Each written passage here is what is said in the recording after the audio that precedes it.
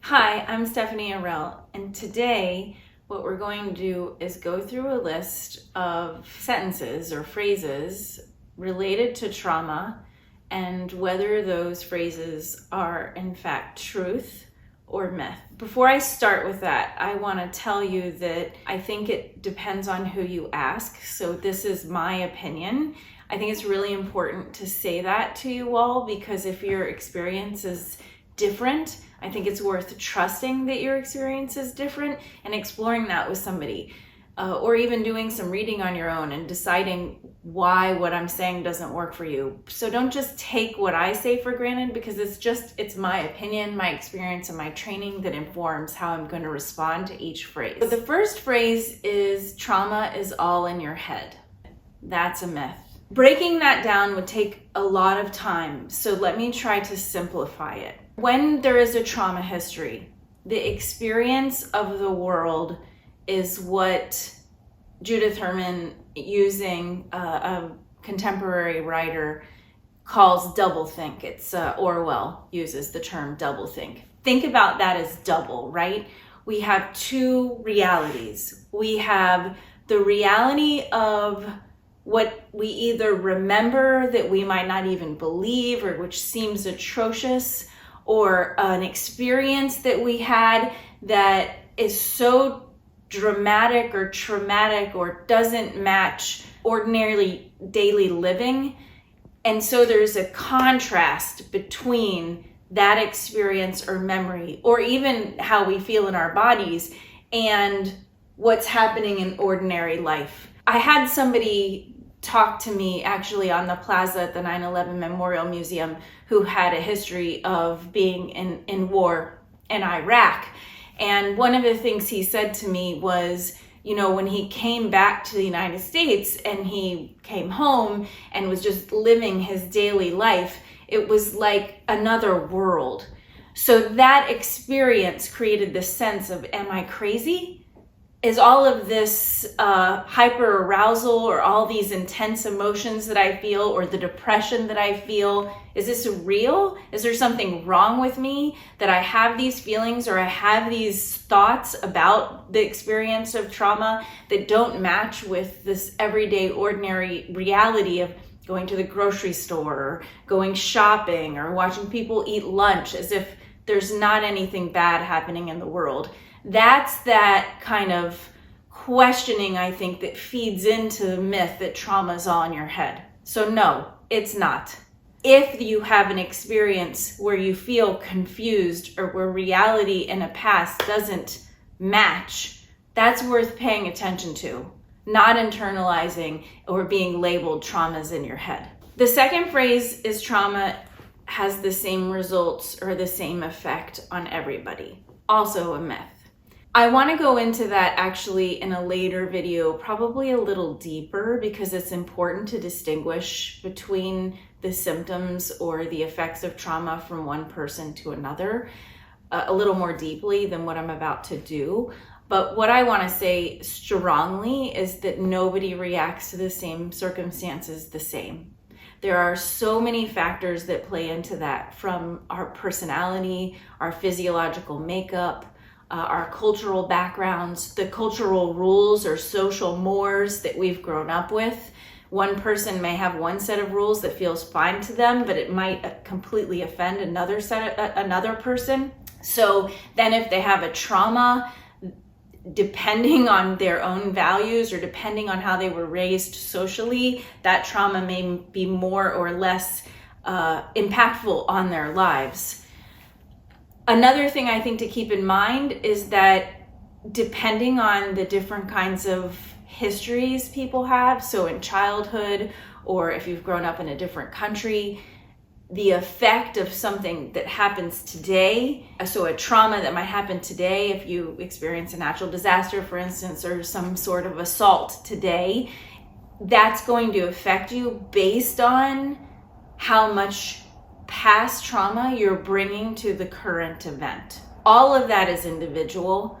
All of that rests on our own personal experiences. And so no, trauma is not the same for everybody. The third is trauma can be cured. I'm also going to go with myth here. Cured is an interesting word. It's similar to saying trauma can be healed. My personal opinion is that the effects or the impact of a past trauma on the present can be reduced. Not cured, not healed, if we define those words as making the trauma go away. I think it's a little bit like if we have a deep laceration on our skin, for instance, there's going to be a scar. And it's likely that that scar is never going completely away. And many of you probably have scars from childhood or even recently where you still can see that little trace that the skin healed and healed differently than other parts of your body or your skin. I think that's what trauma does too.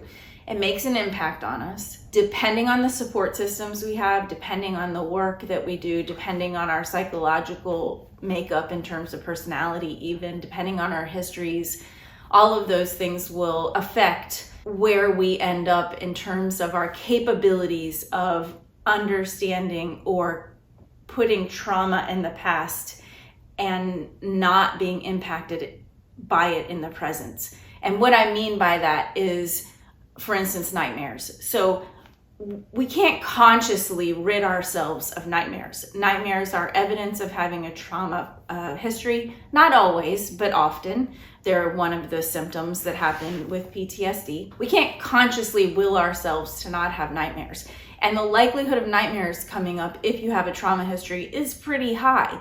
Now, are you having nightmares every week? Are you having them every night? Are you having them every month? Are you having them only when an event is somehow similar to the past event? The amount that you can work on a trauma history and reduce the intrusion of it, for instance, by nightmares, in terms of the frequency, is the indication of working on that past memory or past event that will have less of an impact on the present.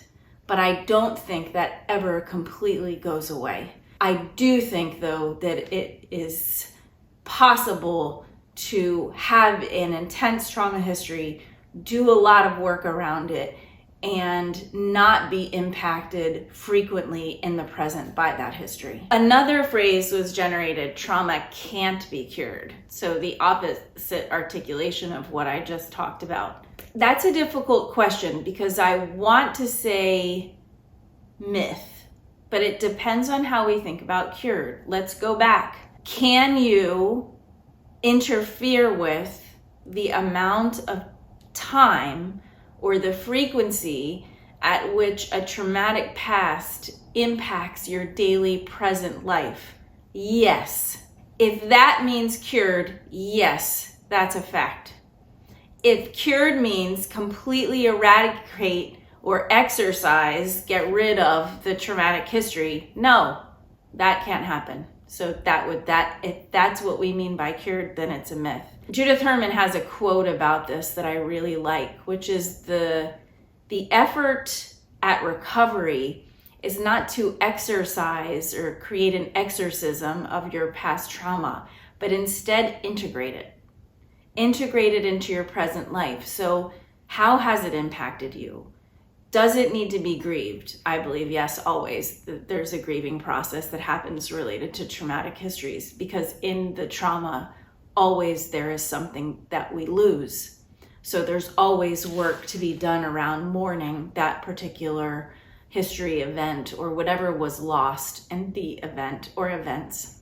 Trauma is not something to be exercised, but integrated. So what does that mean, integrated? Again, let's think about it in terms of the past infiltrating the present. Basically, we take a past reality and we try to understand or physically integrate that past with our present reality in terms of the mourning process, as I mentioned, but also in terms of meaning and purpose. So how can we find meaning around that event? How can we understand how it made an impact on us? How can we maybe envision its transformation into a way to help or understand other people. Those may not be questions that work for you, but those are some of the questions that can help us take a past trauma and integrate it into the present. The word that I would use instead of cure is integrate. The word that I would use instead of healing is also integrate. The next phrase is that trauma affects people only during the event of the trauma itself. Big myth. I think that this has to do with what I've been saying about the past affecting the present. And more than that, the traumatic event is just the beginning. The act of surviving the trauma, the act of living afterwards, those are equally as difficult, strenuous, conflicting, dramatic, internally impactful as the trauma itself. In fact, living afterwards can pose such challenges that it feels almost insurmountable. What's coming to mind right now is really when people have histories, trigger warning here, when people have histories of any kind of sexual trauma in childhood, or physical or even emotional trauma in childhood, that it sets us up for real difficulties in terms of forming intimacy and adult relationships. So it's an event or events that really makes an impact on our ability to relate to other people. And if we consider relating with other people or intimacy with partners or even intimacy with friends, that event is going to affect how we conduct those future adult relationships and really continually pose challenges depending on the level and the progression of relationships and how those progressions might actually mimic things that happened to us in the past. It's really going to take a toll. So it takes a lot of effort and consciousness and work and trust and development of self-worth in order to move into a new understanding of relationships when there is a history of emotional, sexual, or physical violence in childhood, for instance. That's, I guess, just the example I'm using to reinforce this idea that the event of trauma itself or the events themselves are not the only difficult part, that surviving afterwards is also challenging. And so for any of you who are actually processing trauma that happened even a really long time ago, that time is irrelevant in that case. Time can help, of course, but it's the work we do that helps the most, not the amount of time between the event and present reality that changes the effect of the traumatic experience.